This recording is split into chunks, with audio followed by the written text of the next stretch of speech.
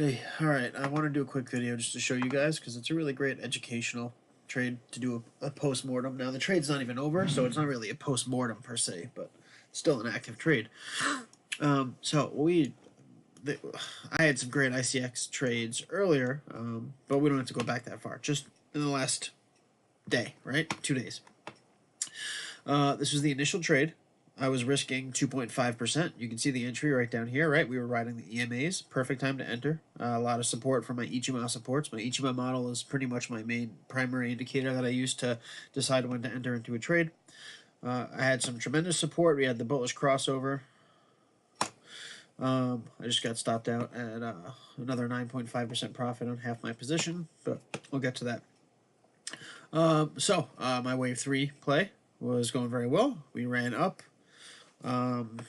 That was a total of about 20% profit. At the top of that, I got stopped out a little bit further down because I moved my stop losses up incrementally. So just as a learning exercise, to give you an example, when this first broke out, we were up 10, 12%. A lot of people would have sold, right? You would have said, all right, I want to take my 10, 12% profit. Instead of selling when I was up 10%, I placed a stop loss to lock in 6, 7% profit. What happened then is it moved up again. When it took that next leg up, I was able to move my stop loss up again and lock in 14% guaranteed, which is where I eventually got stopped out.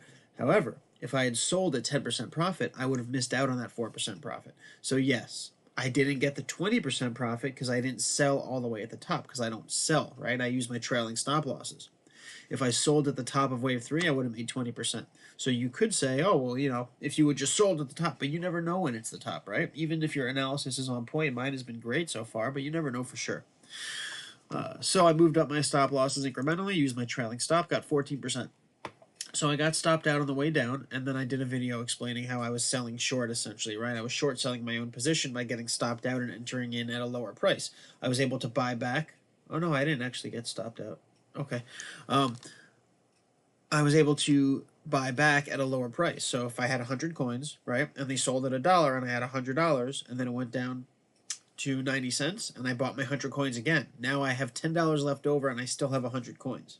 So I had 100 coins, I still have 100 coins, but I have an extra 10 bucks. So you're able to make additional profit.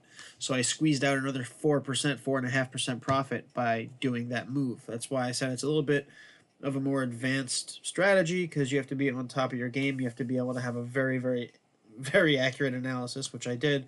But you can use it to your advantage and make some additional money. So that worked out very well. I re-entered right at that 0.5. You can see I was explaining on my earlier charts that I posted. You could follow along the charts that I progressively posted, but I entered, my target was at this 0.5 fib retracement. In fact, there was actually a fib retracement that I drew that went further out, this 0.51, which was almost exactly where we came back down on this ABC. So we had this zigzag right here, and I was looking at, it was this right here. So this 50% retracement. There's one here, and there's one here, which I drew from further up from the prior leg. So that was almost exactly on point. I ended up buying just above that, so I was going to buy back zone, right? It was right above the 50% Fibonacci retracement, and that's where I got back in. And sure enough, as soon as we got my order filled, we started moving back up. So everything's going really well at that point, and then eventually we had the big breakout candle that I was hoping for. So now in this big breakout candle, I'm using my same strategy. I didn't sell when it was up here and I was up 5 or 6%, right? Just like before, I didn't sell when it was up 10%. I was able to move my stop losses up incrementally.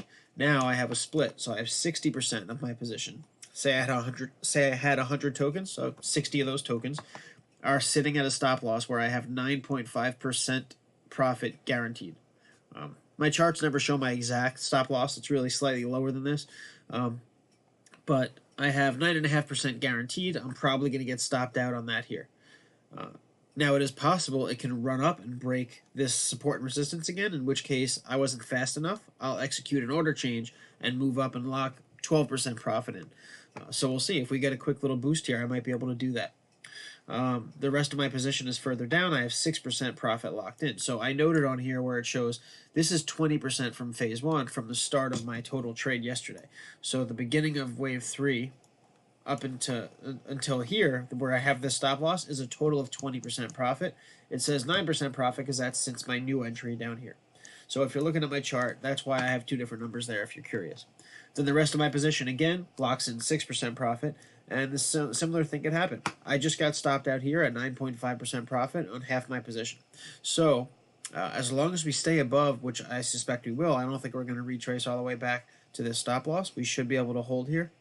If we do, I might re-enter down at the bottom. If this retraces all the way back down, I'll probably re-enter.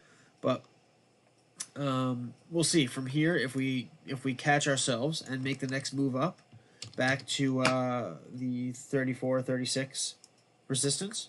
If we get back above that, I'll move my stop loss up again, lock in additional profit. So that's the sequence of events. That's how this thing played out so far. It's still not over. It's getting there. It's pretty close. But yeah, we still have a little bit more room to go. I kind of want to see what happens. We might be looking at a fifth wave extension here.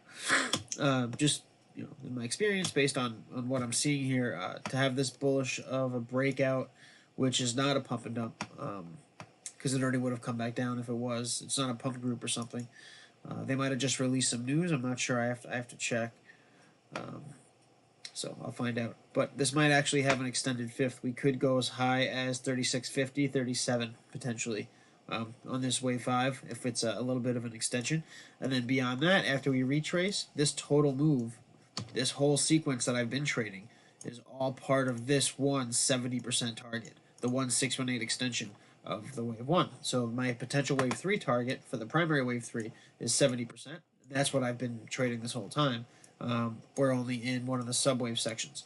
So you can see this is all part of a larger mapping where we are in the middle of wave 3 now. So that was wave 1, and now we're in the middle of wave 3, which could take us all the way up to 70% play up here. So I'm going to keep an eye on that since that's still an open trade, obviously. If you guys have any questions about this trade, it was a pretty nice one. I wouldn't mind talking about it, so feel free to ask away. All right, guys. Trade safe.